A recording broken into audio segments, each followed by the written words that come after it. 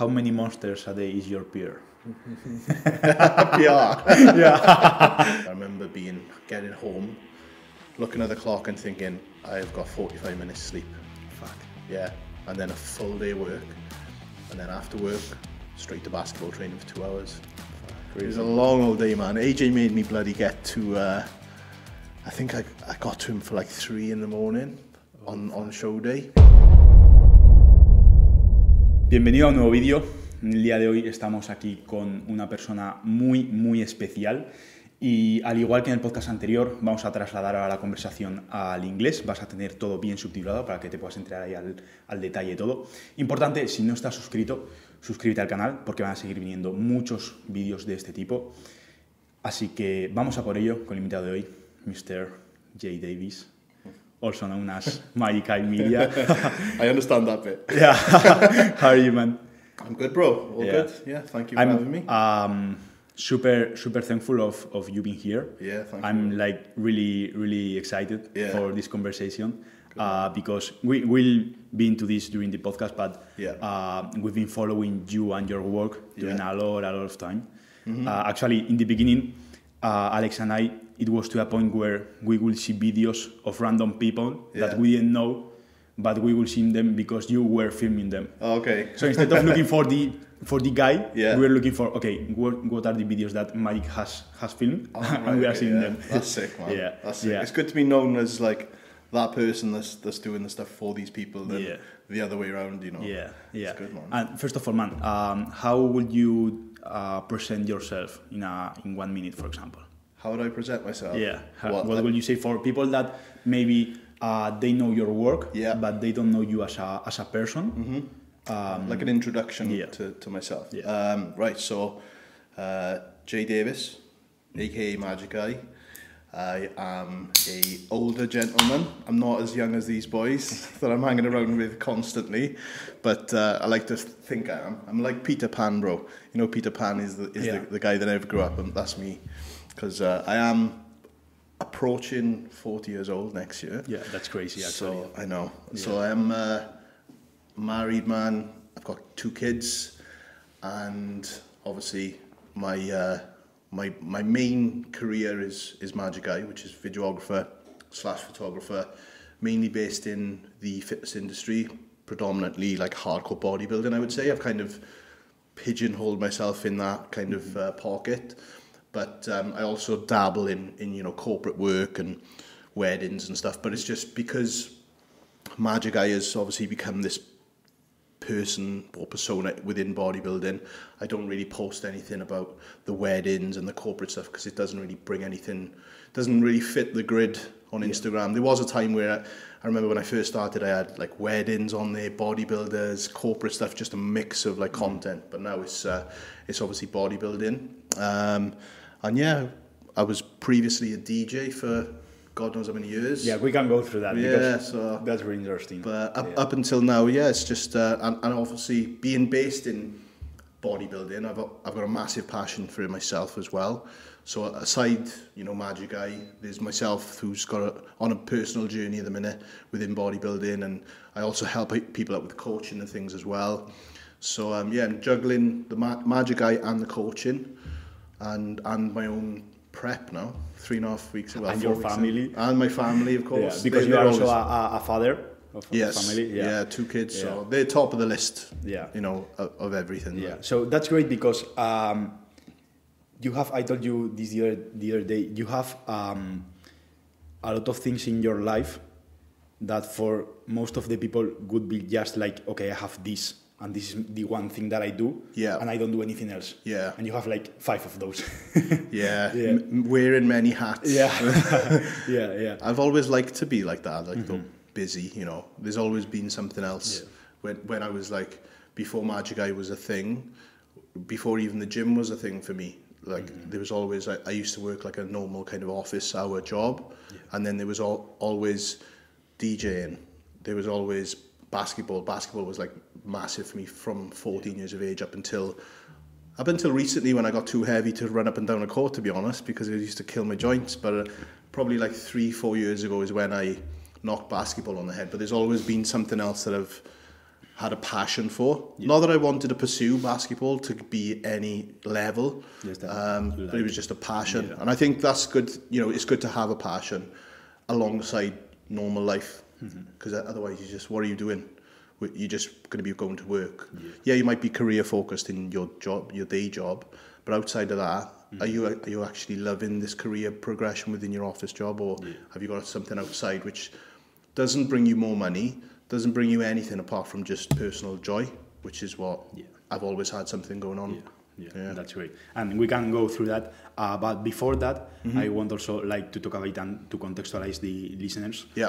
Because this is, for me and for Alex, this was something huge the moment we met each other.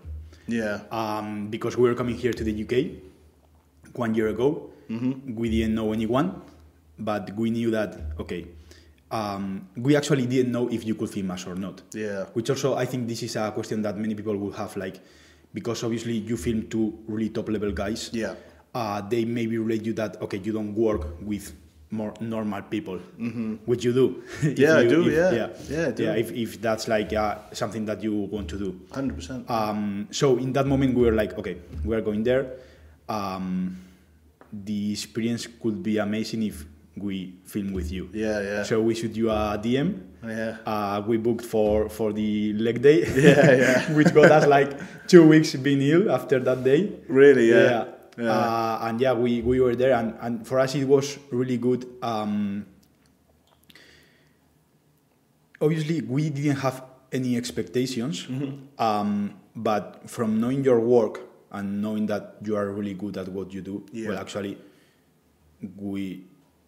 for us, very clear you are the best videographer in the world, especially in terms of training and all that stuff. Thank you, man. So it's like, fuck, okay, we are going here to film with the best videographer in the world in a language that's not our language, because 1 year ago, also our English was not as good or as fluent as it is right now. And we have that confidence for being able to, it's like, okay, you are going to be with a person that you admire and that maybe, you know, that puts you a bit even nervous.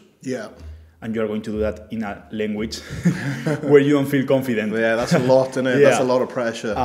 So we went there. And we were shocked about how humble you are. And about like how humble, how human you are.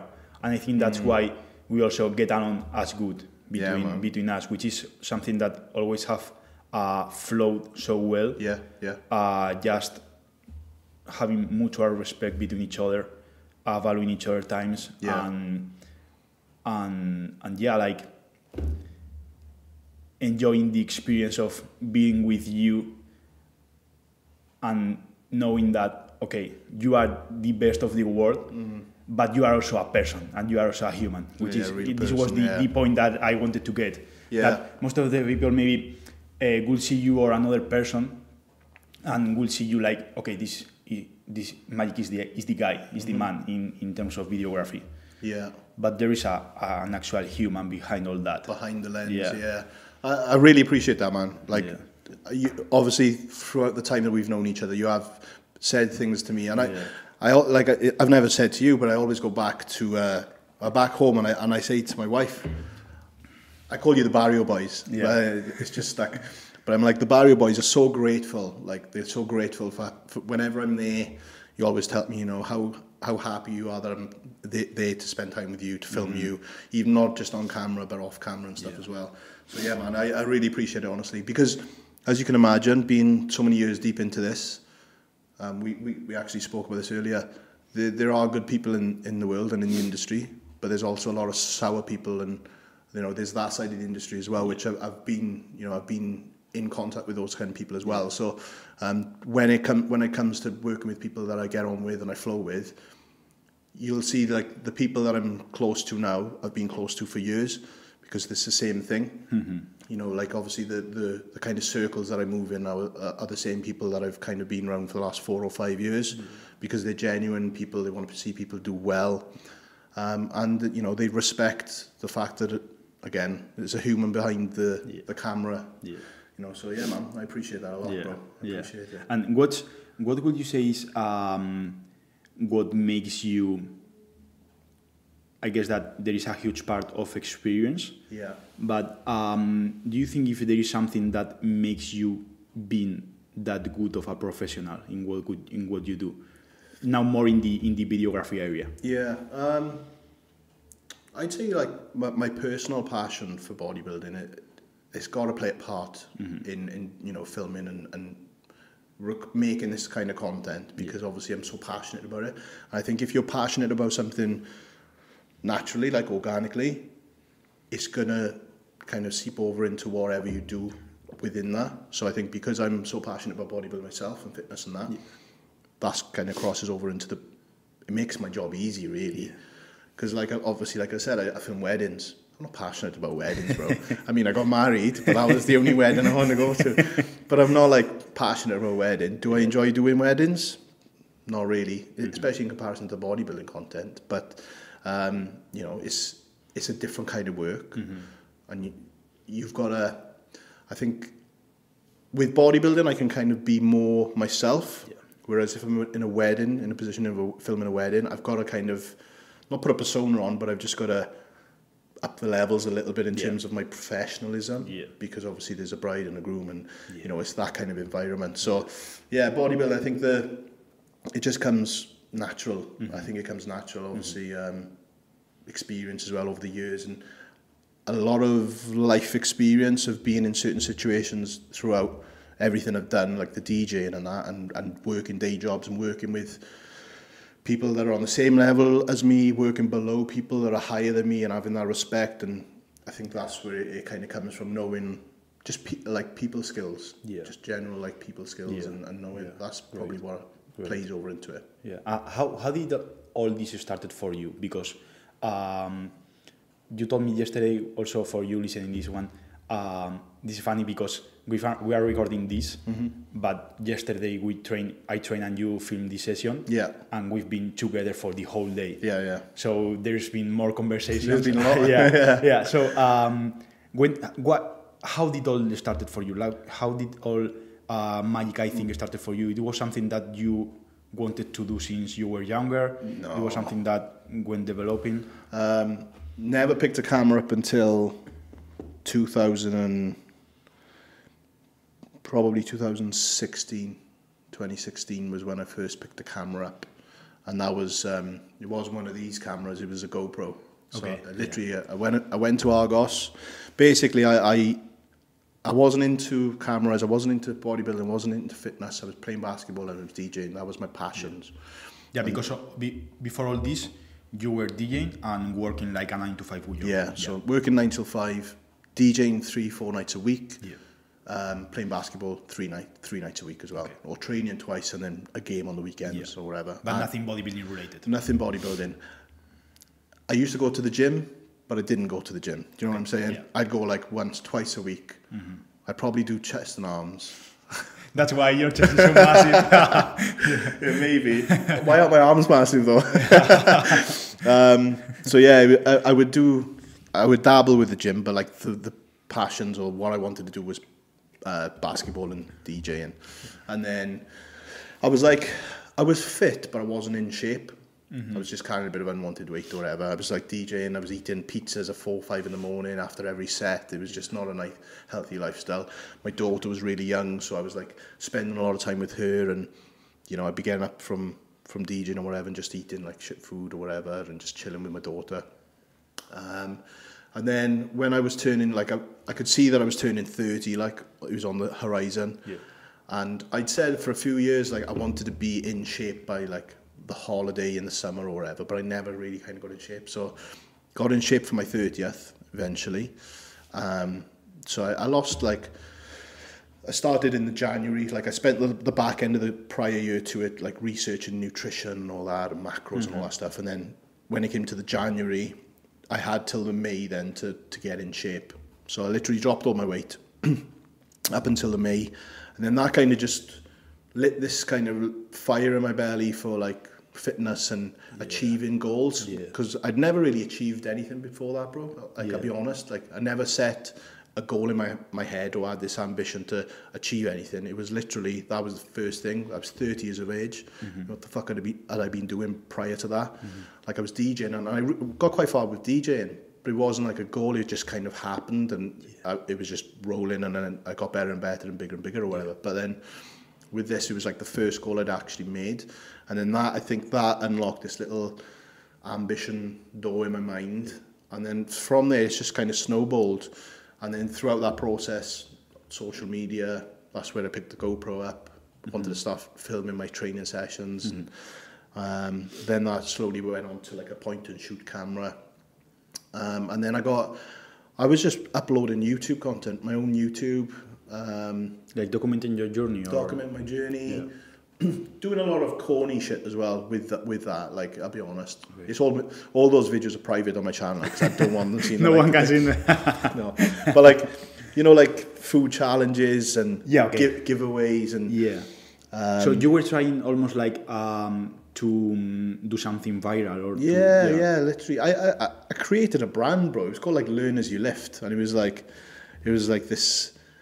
a website, and the website I used to post articles from all the news that was going on, like, kind of like Nick Trigilli bodybuilder, but like on a obviously much lower scale. But it was like I was posting all the articles of all the new stuff going on in the fitness industry and bodybuilding on my website. Then I had my YouTube channel, which was me uploading vlogs, 3 videos a week. I remember Monday, Wednesday, Friday vlogs, religious. Built the subscribers up to like 3,000 or whatever, and then my Instagram as well and all that stuff. And then obviously, as I'm maturing within bodybuilding, my like focus is coming less away from that stuff and more into just fucking training. And as I'm doing that, my videography is improving because I'm still filming content, but my editing's improving. And then I got message by the CEO of Body Power, which is the fitness expo prior to the Arnold's, basically, in the UK, Nick Orton. And he basically said to me, love your work, love your editing, do you want to do some work for us? So I was like, because Body Power I was going to for like 3 years by this point, spending like hours in the queues to meet the athletes and stuff. I was like, shit, I've made it. Like, I'm going to be working for Body Power. This is like the pinnacle. So did a bit of work for them. It was just editing. And then he was like, do you want to come and do some actual filming for us? I was like, yeah, when and where? He was like, in 3 months' time, we're going to India for 3 weeks. Do you want to come to India for 3 weeks? And I was like, up until that point, bro, I'd been to Spain on holidays and Turkey or whatever. I'd not been anywhere further than that. And then all of a sudden, I was like a videographer touring India. I think we did 18 cities in like 3 weeks or something. We were on a plane every single day, events, being treated like kings out there. And I was like, shit, this is mad. So that's kind of the first big gig that I had. And then I come back from there, and I was still working my 9 till 5, still DJing 3-4 nights a week, juggling Magic Eye around that, doing evenings. Saturdays I would like get up at 4-5 in the morning, drive to Manchester, film all day, drive home, see my wife and kids for like 1 day a week. You know, Sunday would be the only day that I'd see them. And yeah, it just kind of snowballed from there. You know, it's been a graft, obviously, because I still worked, still DJ'd, and eventually the work, I got made redundant from my day job, which was like the 4th time I'd ever been made redundant in my working career from leaving school. And I was like, this is the 4th time someone's determined whether I earn money or not to like put food on the table for my family. So I was like, I'm not letting that happen anymore. Like, I'm working my arse off to build something in the background here. So let's just try running with it and see if it can actually become a thing, like full time. It's that thing, and if there's no plan B, plan A will work. If there's no plan B. So I thought, let's just make this plan A, Magic Eye DJing, and milk the DJing for as long as I can before like I can get rid of it. So that was the initial plan with Magic Eye, and then it took like a period of time of 2 years to build that up. And then all of a sudden it was like 2 Bros came on board, which is obviously the IFBB in the UK. So I was doing their stuff, which got me eyes on my work a little bit more. And then a funny story was that when I first started working for 2 Bros, I messaged Jordan, Okay. and said, look, I love all... Actually, I wanted to talk to you Yeah, about yeah. that. So I love all your content. You know, I'm a big, I'm a personal fan as well as like a business, you know, the business. I would love to do some work for you. You know, is there something you'd be interested in? Mm-hmm. And I didn't get a message back. Whether he's seen it or not, I'm not sure, but I just didn't get a message back. So it was like one of those, you know, that happened a lot with a few people, like a few names and stuff that I dropped messages to, because I was just trying to get my name out there. And then within 3 months, I'm sitting there, and then a message comes through on Instagram, Jordan Peters, love your work, it's amazing, would you like to do some work for us? Not in reply to the message I'd sent him, but he had seen something I'd done for Two Bros. I was like, mate, yes, let's do it. So I think I shot with him like 2 days later in Manchester in FLF. And then that was like the start of, I would say the Two Bros in conjunction with the JP stuff was the rise of me being put in this bracket where I'm at now. And that takes, like, obviously it's been a few shoots in between, a few thousand miles driven, but that's, you know, that's where I am now. Yeah, awesome. Yeah, and I wanted to talk to you also about Jordan, and that's great that you bring that up. But also it's mad how like you made that decision of leaving your 9-to-5 job, like more secure job that most people would feel like, okay, I have this security with this job, and follow your own passion and follow like what you felt was your road, because it's something that obviously is hard to do. But I think that if you are, for example, 22, 23, 24, 25, 26, it's way easier than for you that you were 30, a wife, sons, like life. It was hard. Like, obviously, being made redundant is like you're being forced to be out of work.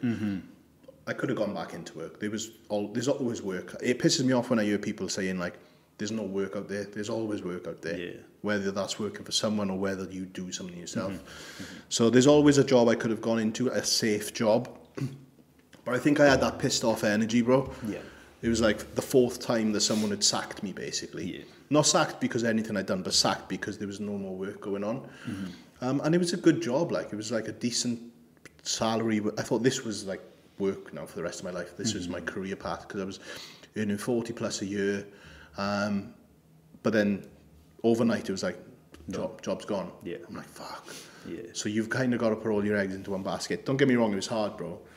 I remember being a month in, maybe a bit longer, 2 months in, and just crying to my mother on the phone. I was like, I'm not sure if I can do this. Like, the stress and like, I've got these people depending on me. I got my daughter, who was like 8, something like that, 8, 9 years of age.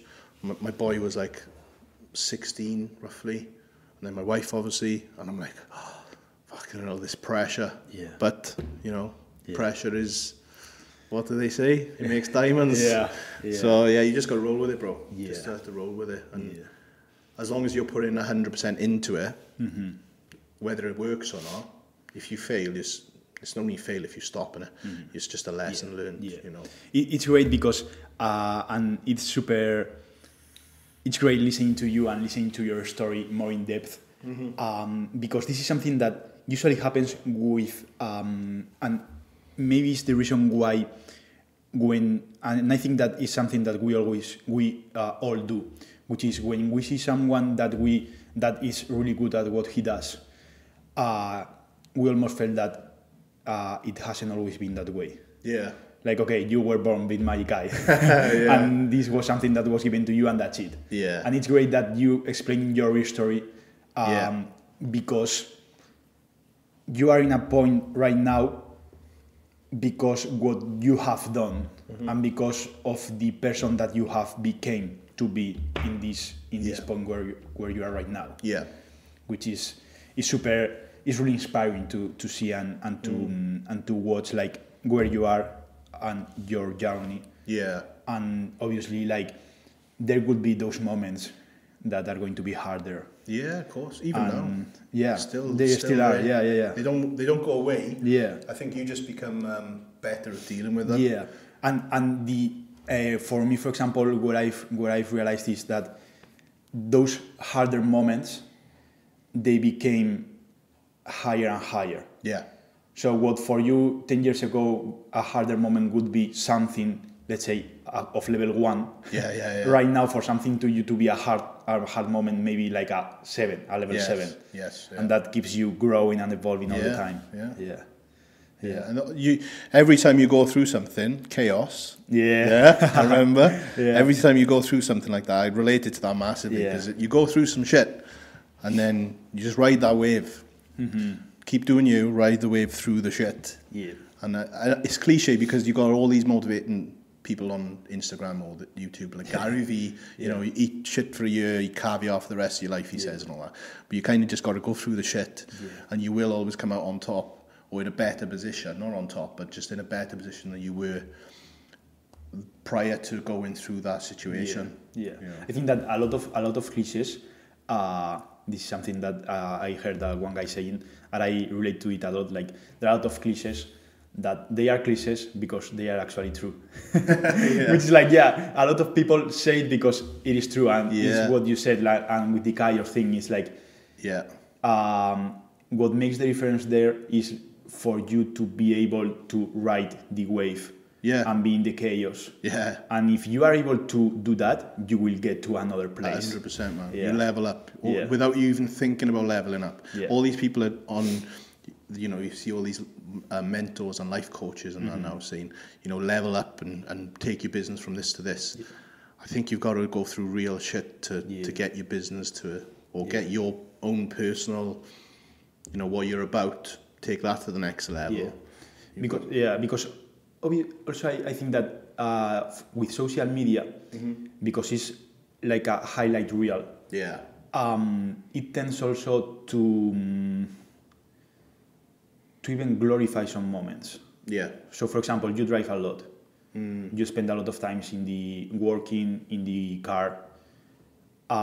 People could see your story with a monster or editing at 4 a.m. and would feel inspired by that, which is inspiring. But they will crack on with the day.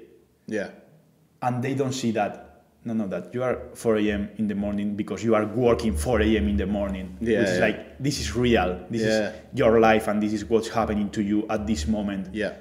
For you to keep growing. It's not just like, okay, this fancy or sexy thing to do of 4 a.m. club with a monster because it's cool. It's like, no. For example, we were talking about this last night. When you sleep really low, that you feel almost like floating, and you have a lot of caffeine. It's like, no, that this monster, for example, that I'm showing you in these stories, is not that I'm taking I'm super cool taking this monster. I'm taking this because I'm dead. I am fucked. And because I needed to keep going. It's that's it. And we talked about this last night. You know, I don't drink as much caffeine as everyone thinks. There's moments where it's a bit extreme if it's a very long day, but for the most part, I keep it, keep it quite healthy, a little bit.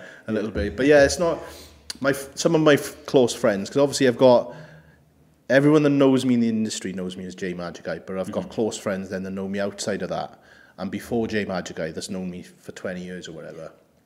And if I put a picture on my story at 4 a.m, they literally take the piss, and they think they'll message me and they say, did you just get up at 4 a.m. to go downstairs in your office, take a picture of the monster with your computer there, and then go back to bed? I'm like, no, mate, I've been fucking up for like 20 hours. It's like that's real. Some people do it though. Some people will, or some people will schedule a fucking post for that time of the day to appear that they grind. That's why I was like putting that into value, because it's not something done to show up, or it's not something done to... And I think that it's something that you can see, and it's what I said, like, it can make you feel inspired or motivated, but probably you are not seeing the whole reality. Like, you are not seeing how you are feeling if you got 2 hours of sleep and you are waking up for another day. Of work and of travel and everything. It can be brutal, man. It can be brutal. It's not, do I want to do it? No. Do I have to do it? So it's like... And how was for you because a lot of people, me included, and Alex also, we started knowing you for the videos that you did with Jordan, and through that we were like investing more into you. Yeah. So how was for you that process? Because would you say that obviously you mentioned with Chubros that Chubras and Jordan that you started to put your name in there. Yeah. How was for you that initial growth process? Would you move from just doing your thing and shooting messages to people without getting replies to starting working with Jordan, do it more in a serious way, and starting to get more recognition and see how like top level guys in the UK tell to you to film them? Yeah. How was the process? So how was that for you in terms of not as much as like the actual process, more into you as a person? How did you live that, or how was that experience for you? It's a funny one because obviously, like, I'm trying to word this correctly. A lot of the scene now, the younger guys on the scene will get starstruck by some of these guys because they're the biggest names in the game. So, you know, they'll want, if they see Jordan's never in a gym in public, really, he's in Kojos all the time. But say, for instance, Jordan went to Ultraflex, he would be mobbed because everyone would be like, oh, I want to get a picture with him and all this. And obviously he's a big name in the game. Now, this isn't to say that I don't respect him at all, because obviously I do. He's one of my best friends in the industry as well, and he's a good mentor for me as well. But because of the life that I lived prior to Magic Eye with DJing, I've gone through what basically I've worked with a lot of like high profile people within DJing. Okay. So within music and hip hop and R&B, which was the music I used to play, I used to be signed to a record label. So I used to do a lot of work for artists, like biggest names in the world. Yeah. And I used to do, like, I'd be the DJ for the warm-up DJ prior to their concerts. Okay. For like, I'm trying to think of a name. For Eminem. Like, just name drop, like Tiger, you know, like Tiger. Yeah. Oh, really? Yeah, so like, for instance... like really big names. Big names, like DJ for Tiger, Sean Paul, like Flow Rider. Some of these are like older artists now, but at the time of my peak, I was DJing and I was meeting these artists. Yeah. I went on tour with J. Cole. So me and J. Cole went on 3 tours, 3 dates, because we were signed to Atlantic Records, and we did the official UK mix for his album, when his first album dropped. You know J. Cole, yeah? Yeah. So when he came to the UK, we literally went on his tour with him. So I'm rubbing shoulders with some of the biggest artists in the world. So that level of being starstruck, I've been through that with these guys.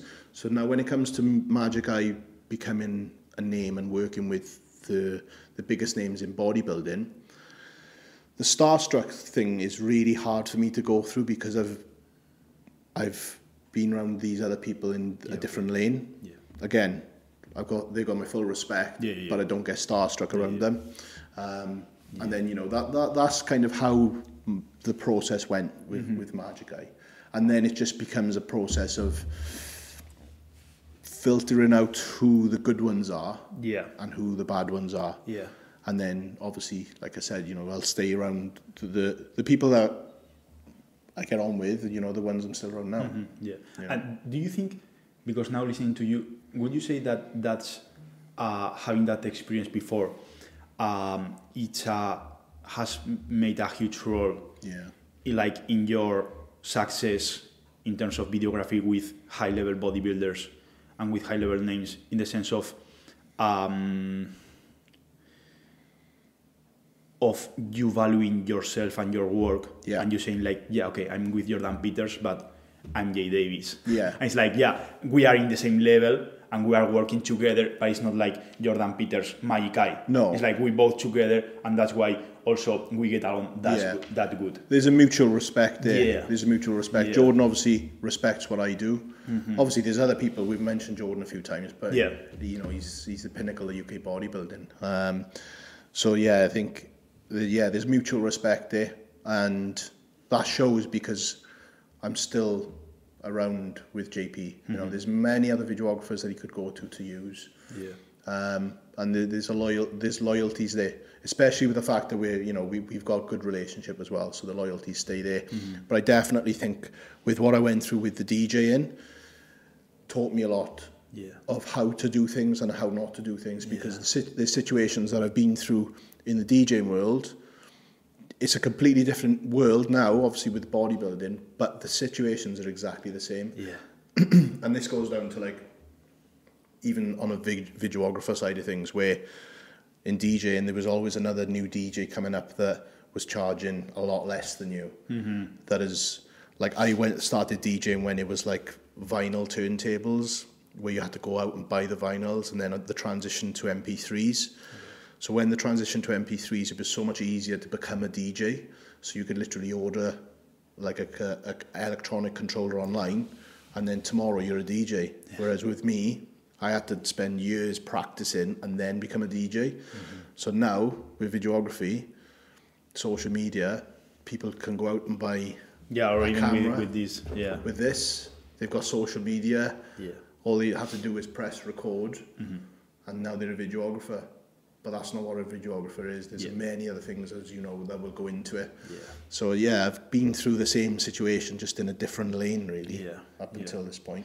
Yeah, it's crazy because, as you said, there is way more behind videography that usually we don't see in the video. Yeah. So, for example, when we first did that video in Ultraflex, we were like saying to you, we are doing this and then that, and like this exercise and then that, and you were like, just do your thing, guys. I'm doing my thing. And it's like, that's also a huge skill that you have being a videographer, which is like, obviously, for get a good video, I think the magic there is that the person that's being recorded not actually thinking that that's being recorded. Yes. Yeah. That acting as he would normally. Yeah. That's when like the real magic happens, and when those moments that you have filmed, for example, happen. Yeah. Because it's like, if you are all the time thinking, oh no, there's a camera here looking at me, maybe it doesn't happen that way. No. And you are really good at not disturbing. For example, when you have filming, when we have worked together, it's almost like I'm training alone, like fully alone. Just kind of blend into the background a little bit. Yeah. And that's great. Or for example, when Alex and I will train together and you are filming, we'll have a moment where it's like, where is Mike? And you're like from another part, like getting a super sick angle or something like that, which is like Mike doing Mike things. Alex doing Alex things. That's funny, man. But that's something that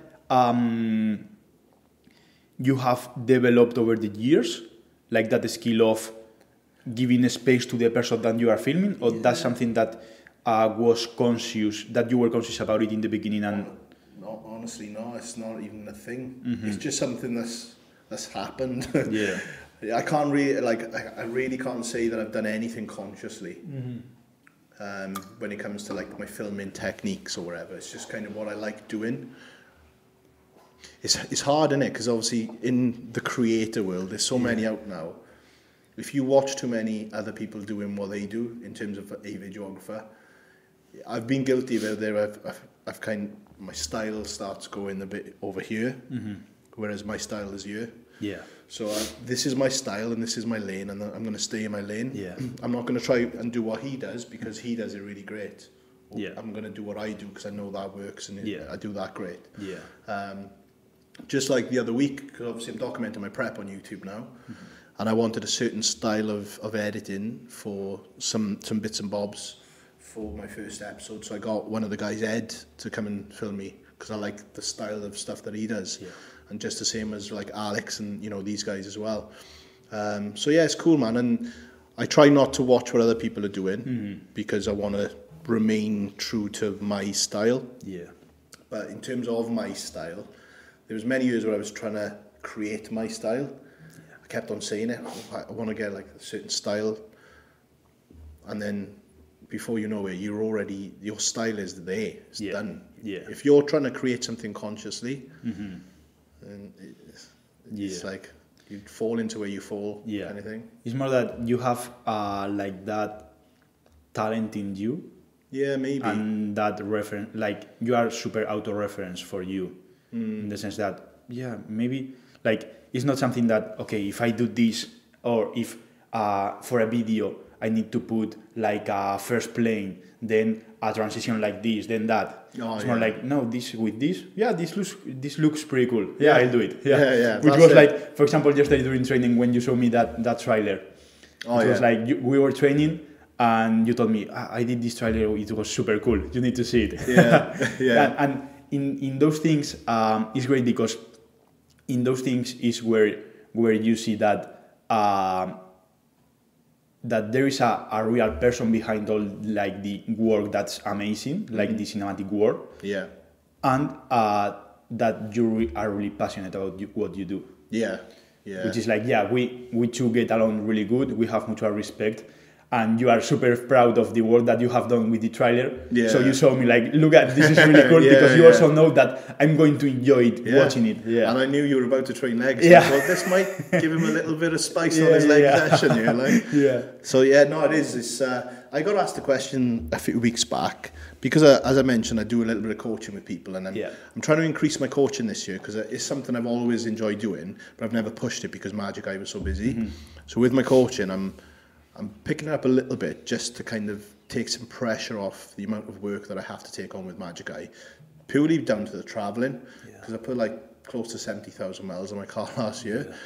So someone asked me, are you ramping your coaching up because you've lost the passion for videography? I was like, couldn't be further from the truth. I'm consciously doing it so I don't hit burnout with the creative side of things.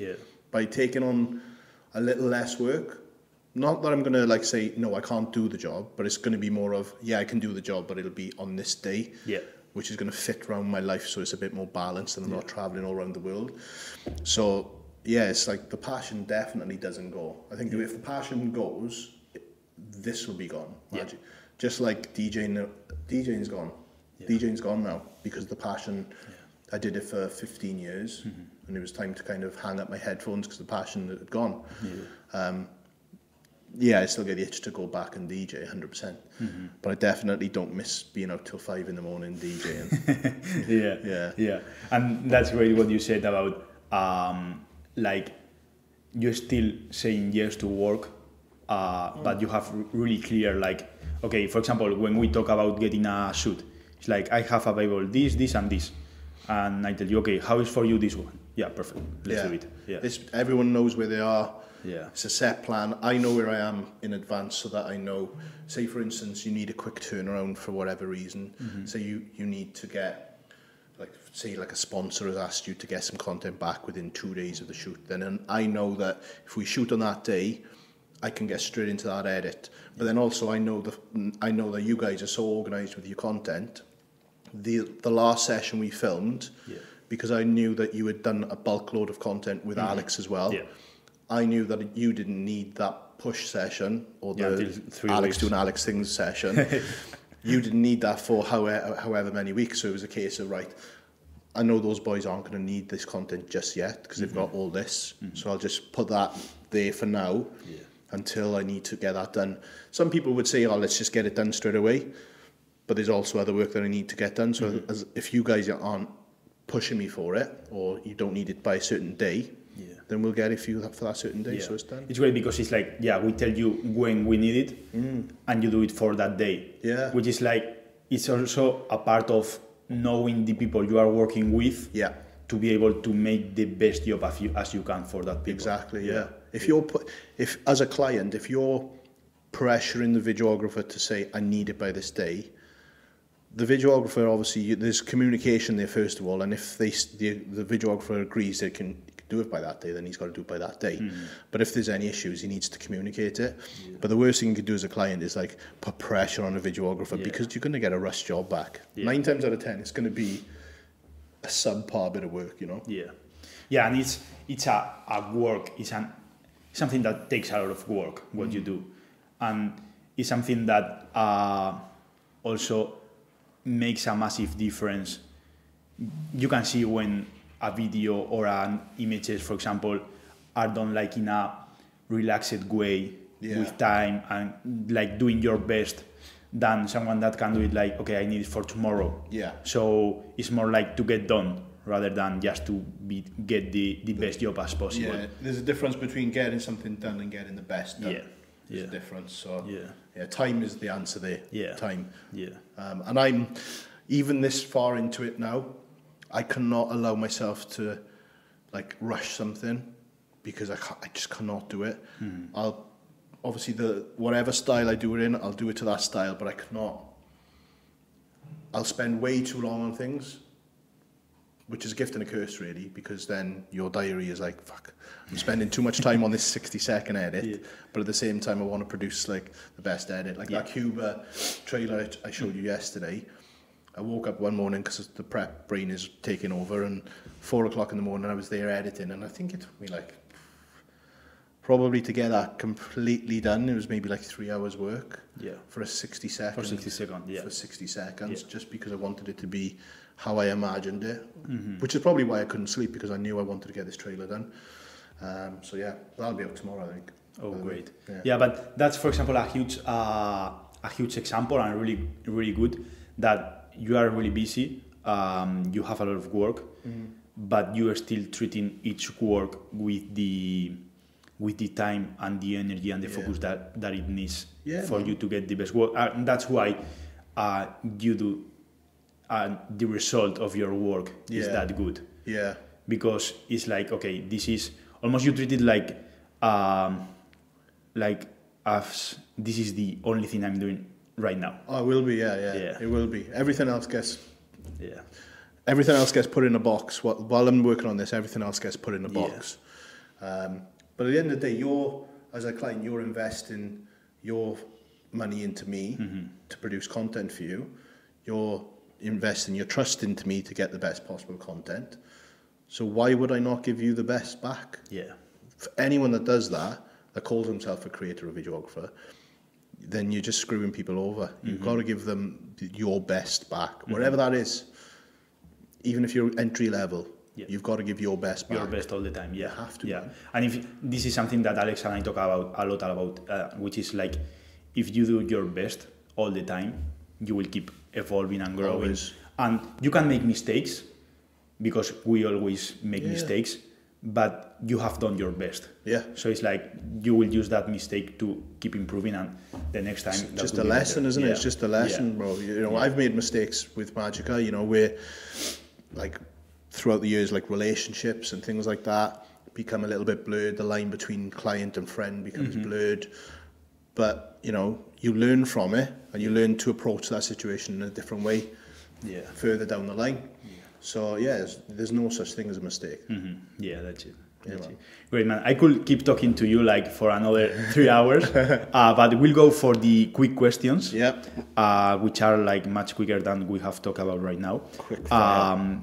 The first question is, what's the most impressive set you have ever filmed?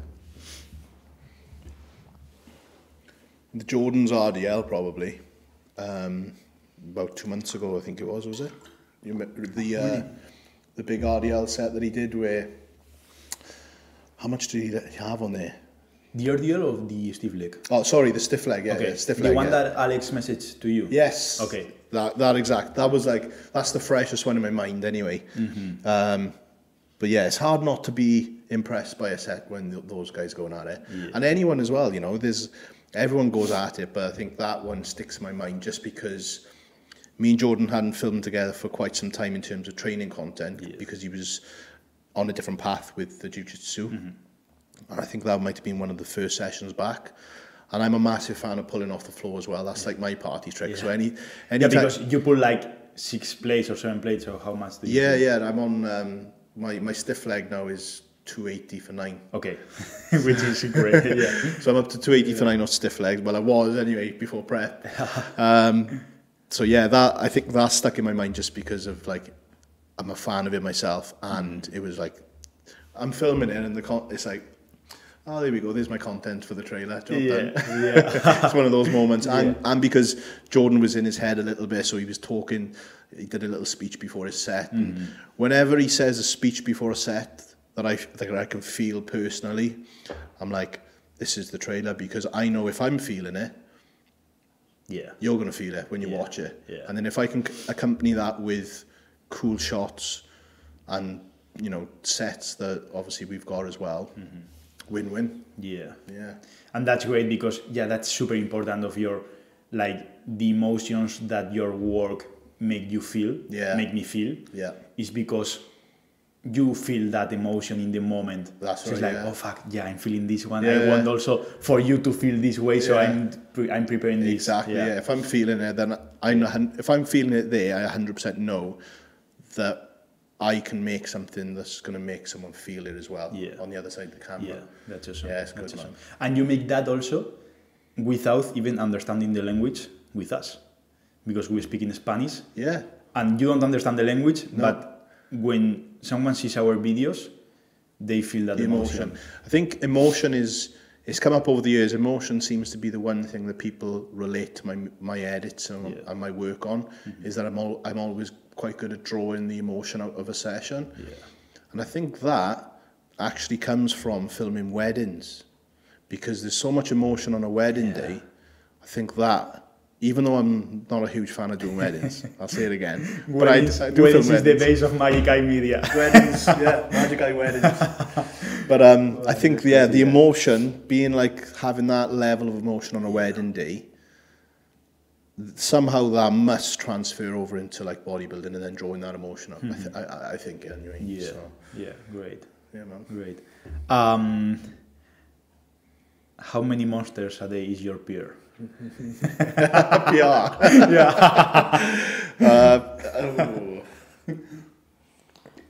I'd say like this is obviously on a really bad long day, but probably Disclaimer: don't do this at home. Yeah, don't do this, kids.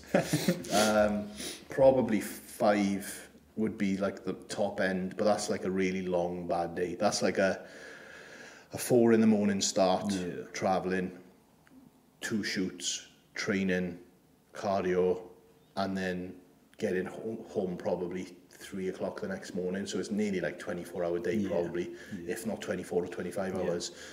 But that's probably the peak end of it. But usually 1. Yeah.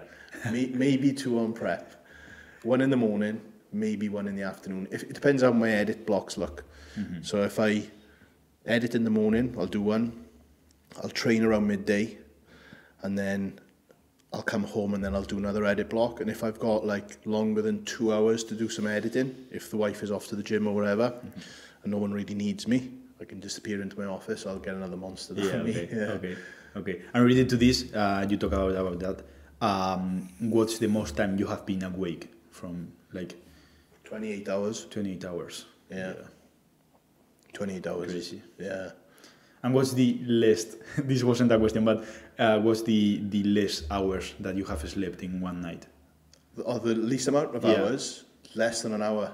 45? Yeah, 45 minutes and for the next day. 45 minutes, that was DJing days. I used to DJ in Bristol, which was a longer drive from home. So I didn't used to get home till very, very early. And then I'd have to get up, do school run, then go back to work, the day job. So I remember getting home, looking at the clock and thinking, I've got 45 minutes sleep. Fuck. Yeah. And then a full day work. And then after work, straight to basketball training for 2 hours. Fuck. Yeah, man. It was graft. Yeah. But I think I said this to you last night, maybe, or someone else. Since being able to sleep a bit more, like we said last night, if I need to switch it on and sleep less, I'll sleep less. If I can take advantage and get an early night, I'll take advantage of it. But that's come from like all those times of 45 minutes. Crazy. I think that happened more than once as well, bro, if I'm honest, like, which isn't healthy. Like, I feel like dog shit. Yeah. And the last question here, maybe this is a hard question, what's the video you are the most proud of? In terms of result, or in terms of the whole experience that you had filming the video, then editing it? Is there any video that you can think about that make you feel like especially like, fuck, yeah, this is, you know, you have those moments where, for example, for me, there is some moments, from concrete moments, where it's like, yeah, this is why I do this. This is what this is about. There's not a certain person or client that I can think of, or a particular video, but there is a certain video that I do really enjoy filming, and that's a show day, like or a show weekend. Yeah. Just because, again, emotion is like madness. Yeah. There's so many like ups and downs in that like whole 3-day period, from like registration, tanning to show day and everything. So yeah, those ones that are like, those are the ones I know I can get my teeth into. Like AJ's show, the last time I worked together with him, he literally messaged me and he was like, I want like a fly on the wall documentary style. I literally did, we didn't speak all day. He didn't say nothing to the camera all day. And I thought it was so cool because it was raw. Yeah. And I was just there in the background. I cried watching that video. Yeah? Yeah. So, and there is no talking to the camera. There's no talking, yeah. And we wanted that. We didn't say, I'm gonna, like AJ didn't come to me and say, I want to be really deep and come across as like, you know, I'm in the zone. He didn't say that. It wasn't a conscious thing, but it was like, you do your show day, bro. I'll be here with the camera and I'll just get everything. And I think the first time he spoke was like the outro, maybe? Yeah, I think so, yeah. I think that the outro was the first time he spoke after the stage. Yeah, crazy. It was a long old day, man. AJ made me bloody get to, I think I got to him for like 3 in the morning on show day. And I was filming the day previously in Birmingham.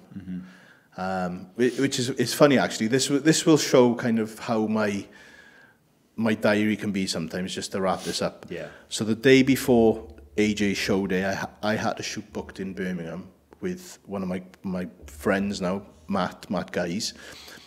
So I literally trained legs on Friday morning or Thursday morning, I can't remember where it was. Drove to, this was the day, so I trained legs on the Thursday, on the Friday I had the shoot with Matt, so I trained, got up early, did my cardio, trained, drove to Birmingham, met with Matt, filmed, and then bumped into Callum and Hader. And Callum wasn't coaching me this time, we were just friends. Okay. And I was like, I've got nothing, I've got to meet AJ at 3 in the morning at his place, so I've got nothing to do. I haven't even booked anywhere to stay yet, so I was literally just going to drive to Leicester and then find somewhere. And Carl was like, "Oh, just come to the gym with us if you want, train." I was like, "Yeah, I'll come and train." What time was that? This was like, probably like 9 p.m. The day before. Like a couple of 6 hours before I was meant to go to AJ. I was like, "What are you boys training?" He's like, "Legs." I was like, "Fuck." "Oh, I did legs yesterday." He was like, "Well, just train arms or something." Nah, fuck that, I'm not training legs. So I jumped in on legs, and I remember just going at it. Pre-workout, 9 o'clock, just going at it. Not advised. And I was like, I remember Hader turning to me and says, "You couldn't have fucking trained legs hard yesterday. Not if you're doing this." Because we were going at it. And I was like, "Bro, this is how I train. Like, I don't do half-ass leg sessions. And I train." Like. He's like, no chance, because I was beating him on sets or whatever. I remember doing like 32 reps on the Cybex leg press. Me and Carl, we were doing like a high leg. And it's like, now me and Carl, it's like a running joke. I always say 32 reps or whatever. So, yeah, we finished the leg session. And then I drove to Leicester, which was about an hour drive, I think, from there. Found somewhere to stay, had 2 hours sleep. Round to AJ's for 3. Filmed then all day with AJ from 3. And I'm pretty sure it was about 11 p.m. the next night. Fuck. Something like that. Maybe a little bit earlier, but it was late. Yeah. 10, 11-ish. When we filmed the outro, which was outside the theatre. And then drove home. And then I got home at like 2 in the morning. So that's kind of like, sometimes it can be mad. Yeah. But then it's like, those are memories now. That yeah, it's like 2 leg day in a row. Yeah, 2 leg days in a row. You know, and we enjoy training, right? So it's like, and me and Carl still talk about last session till today. You know, joking about it, but it's like it's a good one, man. Yeah. So it's crazy. Yeah. Okay, bro. So thank you so much for your time. Thank you so much for being here. It's a huge pleasure. And before I was listening to a song that was saying something like, now the best of the game are my friends. Yeah. And this is something that makes me feel like really, really good. Being here with you, talking to you, and working with you together, and having this relationship that I really value a lot. Yeah. So thank you so much, man, and yeah, we keep going. I appreciate that, bro. Thank you very much. Yeah. That's cool, man. Yeah.